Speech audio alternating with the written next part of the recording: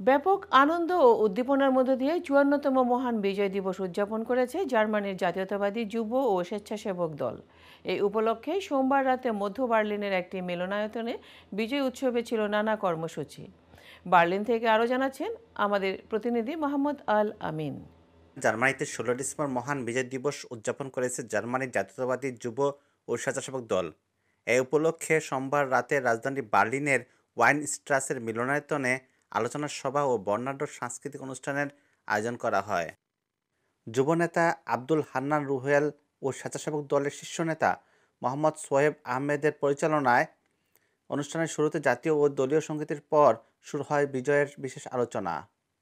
German বিএনপির সভাপতি জনাব আকুল মিয়ার সভাপতিত্বে সভায় প্রধান বক্তা ছিলেন সাধারণ সম্পাদক গনি মিয়া।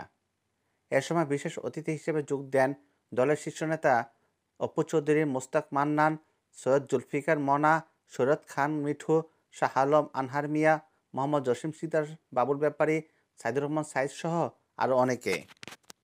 এ সময় বক্তারা দেশের মহান স্বাধীনতা সংগ্রামের বিজয় গাথা নিয়ে আলোচনা ছাড়াও দেশ গঠনে এবং দেশের মানুষের কল্যাণে জাতীয়তাবাদী শক্তিকে কাজে লাগানোর আহ্বান জানান।